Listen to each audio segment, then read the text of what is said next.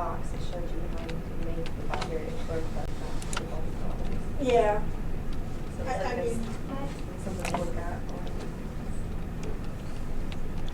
So They're confusing to me too. Josh Stevens has a pretty good blog post about this.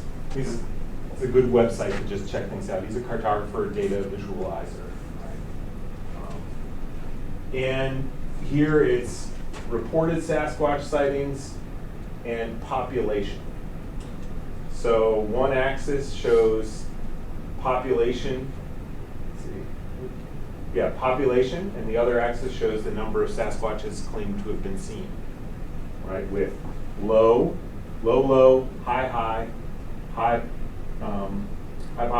or let's see, low Sasquatch sightings, high populations of people, right? High populations of people with high numbers of Sasquatches seen. Sasquatcha, I don't know. Low population, high number of Sasquatches seen. And shade between, right? And the argument is that if you pick two color ramps and you intersect them, you have a 9-category bivariate choropleth map that shows high, high, low, low, high, low, low, high, right? But as both Hillary and Cindy were saying, like, these things are tough to read. So if we look at let me try to open this and make it bigger. If we look at this map here, where are there places with high numbers of people and high Sasquatch sightings? The light blue, it looks like a lot of Southern California, Yep. upper the Northwest, Yeah, so- and in Florida. Yeah, so I would all those blind old people. I would point out. Oh, I'm sorry. I would point out. Hey, you said it, not me. I would point out that in Florida it would not be Sasquatch; it would be the Florida skunk ape. Right. Right. A little bit It's like around. the steamed ham thing. Yeah. Yes. Yeah. Exactly. We've got some clusters of sightings here in Ohio, a little bit along the Mississippi River drainage, but there's a lot of high population, low sighting places as well. Those are the green areas. I can't believe the number of people supposedly that have seen Bigfoot around Detroit. Well, that's in the high population. Well, oh, I guess here. Yeah.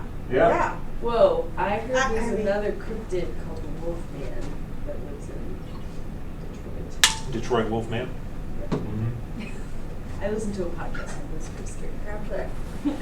Well, there's a lot of abandoned homes for the Wolfman to live in. So. Yeah. Yeah. I can believe that there's a lot of shaggy big guys in Detroit. That are just minding their own business. Yeah, yeah. That's one. Yeah. Go to a Tigers game, you'll see it. Yeah. So this is a bivariate choropleth map. Do you want to see how you could make one in ArcGIS Pro? Yes. Okay. I was able to ask the question how to make How do you make it? So I decided, I was thinking about it today, and I was like, well, one of the features, the actual cartographic devices that was introduced in this chapter in more detail is the bivariate map. And in ArcMap, there is actually a plugin that helps you develop legends for bivariate choropleth map, but we're all screwed because it's not available for ArcGIS Pro. So we have to make it on our own. But fortunately, the concept is pretty straightforward. So here, I'm going to use one of the data sets for the lab that you're working on this week. I'm going to use the county's crime population data set. So this is just has census data plus one field about crime incidents, right? And so how you would put together a bivariate choropleth map is you get your data set, and I don't care whether it's counties or countries or whatever, but it does have to be a vector data set, and it does have to have quantitative data, right? Preferably all that quantitative data are in there together, right? Actually, it doesn't have to be ratio data. It could be ordinal data, right? Or actually, yeah, it has to be at least ordinal, high, medium, low, right? And then we just want to make a normal choropleth map to start. So I'm going to change this. I'm in the symbology tool here. And so that's right here. I'm going to change this to graduated colors. And I want a three class color scheme, and I don't want to put in here when they were digitized, right? The order in which they were digitized, that doesn't make any sense. I want this to be based on maybe proportion male population. So I have males as my field, and it's normalized by population, right? So this would be the places as a decimal percent ranging from very male-dominated counties to ones that are about 50-50. Right? And you notice the range is not too big here. It's 49% at the low end, 67% at the high end, right? And I probably want to pick a color scheme that isn't this one. So, and I want to pick one that's going to blend nicely together, right, with another color ramp later on. So maybe I could either choose a grayscale one or a single hue one, right? So maybe I'll choose a single hue blue, just for the heck of it, right? And then I want to combine it with crime, right? I'm going to see where are the places where there's a high proportion of men and also a high level of crime, right? So I would come over here. I'm going to copy this layer, and I'm going to click on my map in the table of contents. I'm going to paste this layer in. So now I have this map twice. So when I turn it off, you don't notice any change. But actually, I want to make sure it's selected, head over to the symbology tab, and change it from males to crime reports. So I could do some standardization, like the number of crime reports per person. Right, that would be what this is. But maybe I want to do something like the percentage of the total. Makes it makes the border region seem to be pretty violent. Or just the number of crime reports overall. Right? Looks like we got some outliers. Big counties with lots of crime. A lot of men, no male dominated. Yeah, so if we turn this off, right, we have, it's in that slightly more than half of the county being male, right? So there might be some connection there. But we also notice that some urban areas have higher numbers of crime, right? Would we want to report this as a straight up number? Probably not, because more populous counties are going to have bigger numbers of crimes, right? So maybe we do standardize it by percent of total, right? So this would be 2% of all crime reports are in these counties here, right? Or 2. That's where all the bodies are being dumped. Yes. It's also, like in some areas here, also where a lot of illegal marijuana was grown in the 2000s. You've got border smuggling going on, and probably because the crime reports are a federal database, in this case, that come from a federal database, they're going to be reporting crimes related to immigration. Trafficking. Yeah, trafficking and illegal immigration. Right. I also point out that cities in Texas seem to have a lot of crime.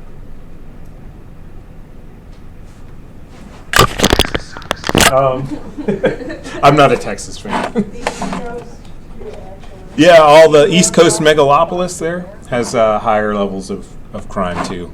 But still, compared to this border region in Southern California, it's much lower. That is wild statistics. Well, remember, it's 2002 and probably not a complete database. That's true. Right.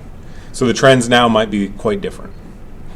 Okay, so Sorry, so you mentioned like marijuana and stuff. Now that that's legal in some of the states, so like in Washington, Yeah. it's legal up there, right? I Mhm, think it is. So It's that- illegal in It's legal in California too. So those like outliers right there could be lighter if we took data From now. the last like 3 years rather than this state of data. Well, the Possibly. other thing, though, if it's an immigration thing, it's still against federal law, Yeah. So regardless of what state you're in. So like I have my sister-in-law is a DEA agent in Detroit, and most of the time they're going after people who are dealing hard drugs, right? And are dealing lots of drugs. So they're not looking for the person in Ann Arbor who's selling a couple ounces of marijuana a month. They're looking for people who are trafficking large amounts of it, if they even look at marijuana. But she says, look, when we go in and we raid a home or a building or whatever where drugs are being dealt or produced or packaged or whatever, and we find the people who are being hired to do things like package cocaine into smaller packages or something like that, most of the time we're not going to arrest them.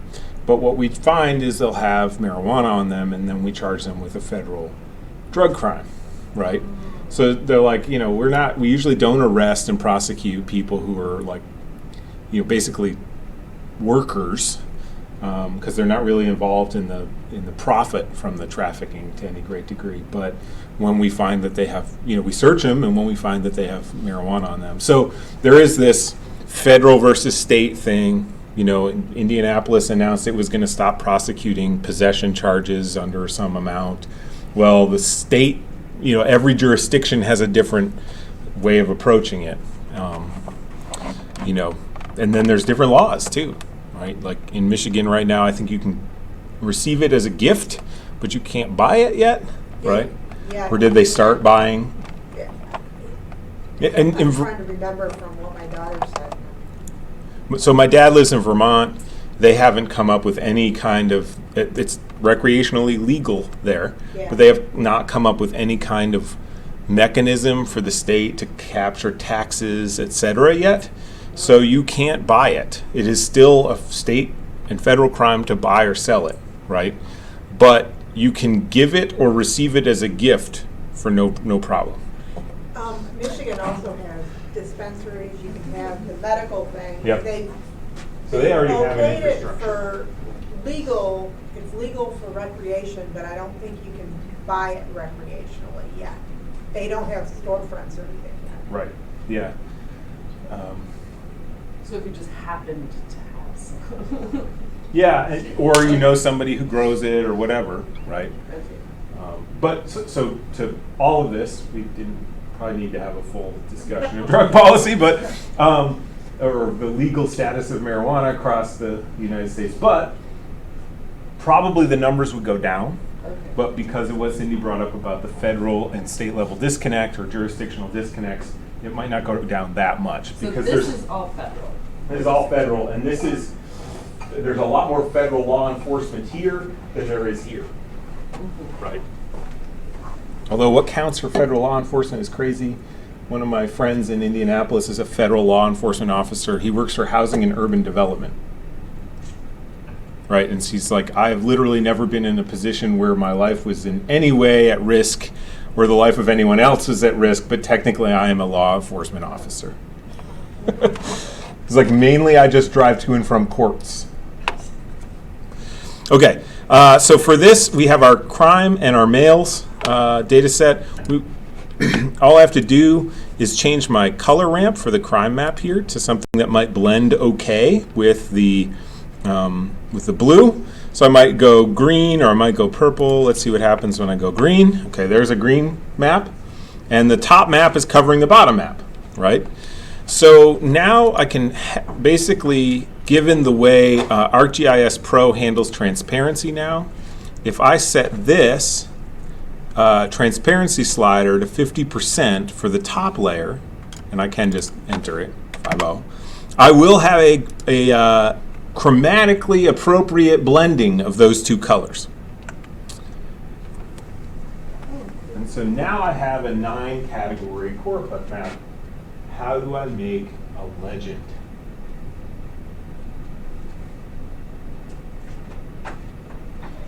Well, if you just type legend, you'll end up with those colors, but that won't be accurate because you've got 9 colors, not 6. Mm-hmm. So, what could some of my strategies to deal with this be? I obviously need to make a legend that I'm going to have to make it by hand somehow.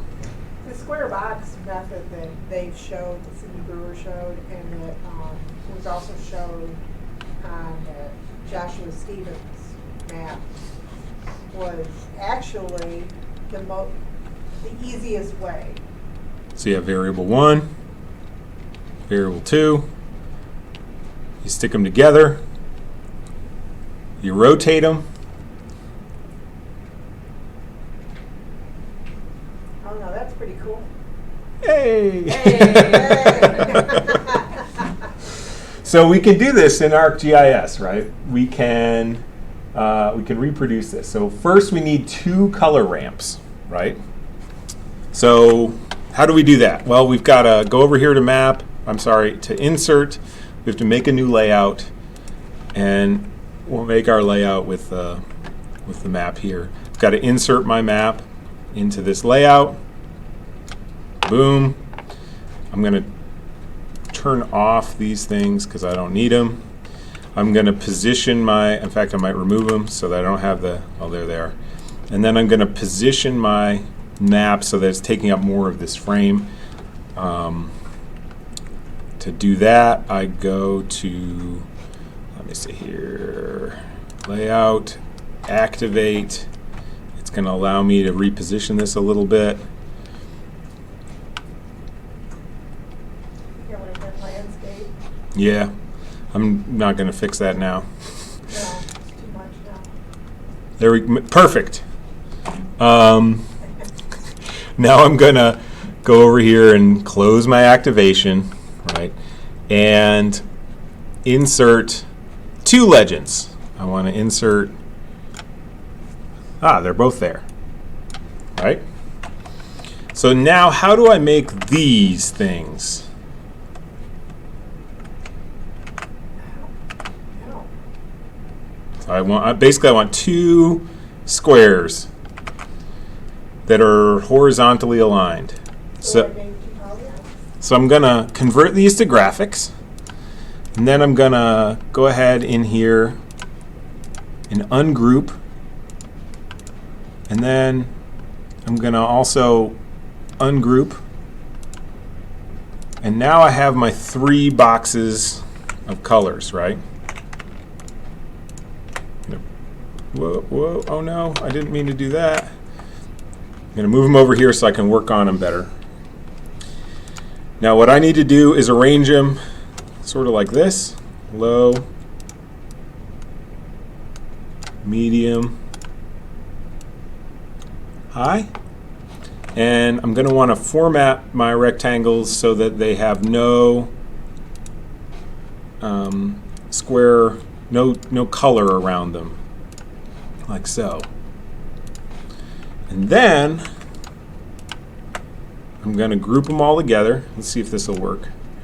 And then stretch them out. That's pretty cool. Now, This is sneaky. so I have here an X value of 4. Let's see. How wide are they? So what I'm going to do is set up some guides so that I know exactly how wide this is going to be, because they have to be exactly the same width and height. Right, so actually I'm going to move this guide to there. So I want my width here to be something like that. And then I need, what is this, 1 1/4 inches. So I'm going to say add a guide here and add a guide here. And this will give me my square. Looks like I fit pretty well. So greens are done. Now I'm going to head over here. I'm going to ungroup. I'm going to take these 3 boxes. I'm going to move.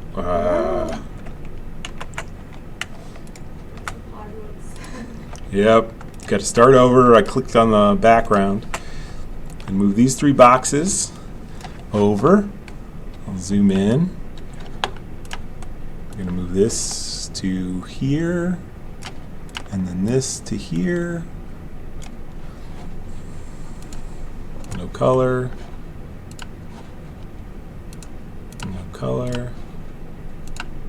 No color. I'm going to group them all together again. group. I'm going to make them fit between these two lines. Boom. I'm going to make them fit vertically. Boom. And now I have my 3 color ramps, but I have to remind myself which one's on the bottom. The blue one's on the bottom. So the blue one's on the bottom, and then I need to take this and I need to rotate it which direction? To the left. Yeah, I have to rotate it clockwise, right? Yeah, clock. You're right. So I can just do that how? Let's see. Properties. Okay. 90. Nope. Negative 90.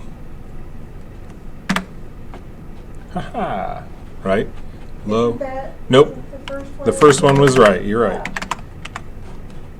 And then I go ahead and match them up. Maybe I need to zoom in to get this better. There we go. Look at that. Yay! Got a group of. Yeah. I've got to group them. So I have, let's see, group element 1, group element 2, group. Yeah. Now, So nifty. isn't that cool? Yeah, Yeah, that's really cool. remove your guides, otherwise they're going to show up on your picture. Remove all guides. So now I can say, I can actually reuse the text I have here. So in this case, I'm going to change this to say proportion male population and crime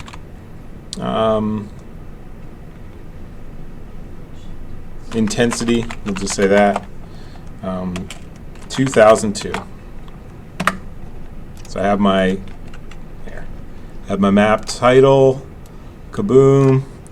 Now I need to make a high low and then put my axes on here, right? So let's see, I can use these, get rid of this. I can use these values. I have to remind myself, this is, let me remind myself this way. Blue is population. So as we go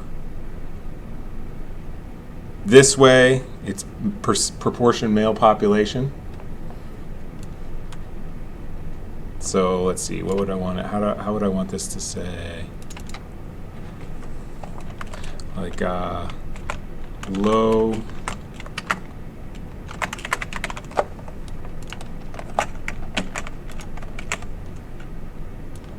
So I'm just copying and pasting the same thing, and I can move it around. There we go. Right, and then I can go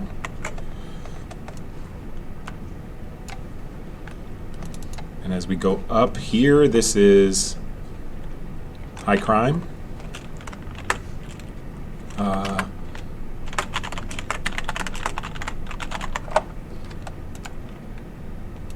Over here.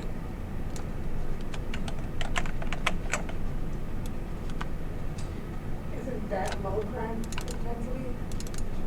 This would be high crime intensity and high males, Right. But Right. I mean on the other end. and then low males, and I'm just about to change the word low. I'm sorry. That's okay.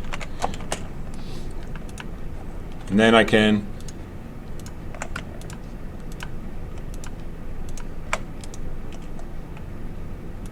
now I can move it around, right? Can get rid of this garbage here. Oh no, I deleted everything. Control Z.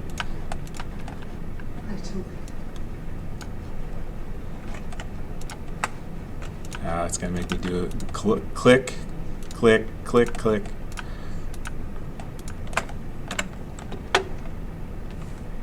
And there is my sort of okay bivariate Choropleth map.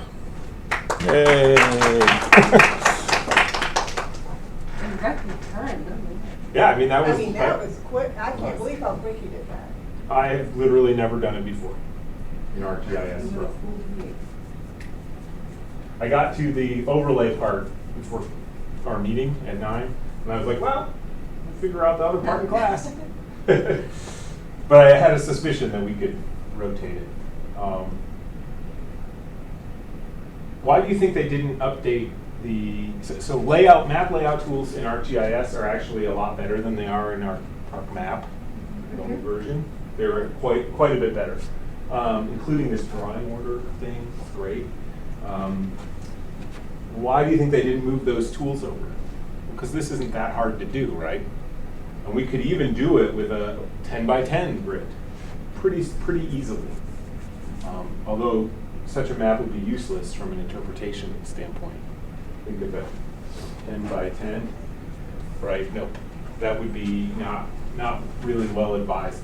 I'd say probably in a bivariate Choropleth map, a 4 by 4 grid would be the maximum you'd want to try. That would even be hard to distinguish the different colors though, because the colors start to blend because they're so close together. Yeah, and really a 2 by 2 would be better than a 3 by 3 probably. But then it's like, well, why don't you just show 2 maps, right? Another thing about this is, while it's not too hard to make this, it doesn't update automatically. So if we come in here and we change the symbology for the crime reports to, purple, we'll get a different color scheme, but on our map, but our legend will no longer be correct. Yeah. However, you don't have to do quite as much work. You can come in here and ungroup, and then come here, and in the group element, let's see which one. Let's see. Yeah, so this one's blue.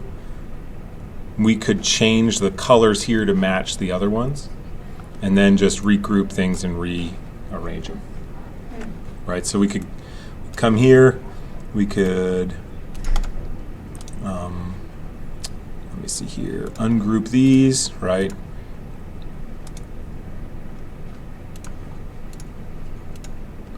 We could change the, let's see, symbol properties. So this is going to be like some purple. We'd have to go back to the map here and find out what purple that is in symbology. Come on.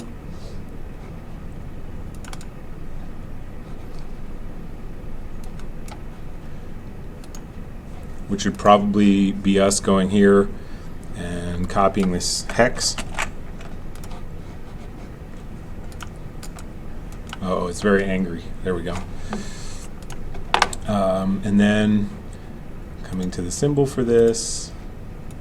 Right, so it's too bad they don't have in the symbology thing, just like enter a hex value here, right? And then we go back and do the same thing for the second one.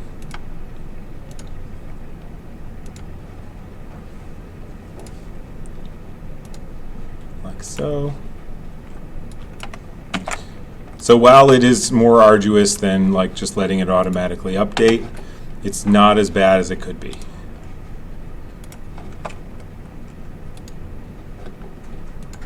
Like this. Can we make the, this kind of legend for continuous data, like meant for raster data? Yeah, in fact, that's what we're sort of doing here. You could do it for raster data, but you'll have to classify it. Right, so you have to use a classification scheme of some kind. And then we just put it under there, and now we have, I changed the wrong one. Should have changed the green one, but you kind of get the idea, right? You can edit it without having to recreate it. So can you do this on rasters? Yes, but you have to add them as classified. You have to classify them using geometric or equal interval or something like that. So they'll look like a continuous version of these color ramps, right? And again, you'd only want to do that with maybe 3 categories or so, maybe 4 at most. But you can do it with raster data. You can even do it with raster and vector data together. So, it can be pretty effective as long as you're not Hillary or something who make this thing. Well, when you're looking at the map itself, it's hard to distinguish the colors sometimes Yeah. to what exactly they're saying about the colors. I agree with you. I don't prefer Choropleth maps either. I think they're sort of like a visualization technique that seems great until you actually have to put it to use, and then it's like, I don't even know what I'm seeing sometimes. It's hard to interpret. Yeah, and that's the thing. I mean, it's visually pleasing when I look at it. I go, oh, yeah, that's pretty. Yeah. But is it really able to convey the information that I want to convey in a meaningful manner? That's what I have issues. And a lot of times it's more the distribution that determines whether this is appropriate. So, maybe it would tell you more interesting phenomena if it was a more regional map in this case, right? And we weren't including the places in Southern California, et cetera, where there's a lot of crime reports, right? Mainly due to border control operations there. But it's definitely a technique you should be aware of and maybe have at least the ability to do what we just did. Yeah. Right? Toss together a quick one. And as you can see, you can make a pretty nice looking map pretty easily, actually. This method is not appropriate in ArcMap, right, in ArcGIS desktop, the older software package, because of the way it does transparencies. So transparency in ArcGIS Pro is accurate to color, whereas in ArcMap it is not in all cases accurate to color in that transparency. Because Pro uses your graphics card to actually render that. No. All right, on Wednesday we'll talk more color.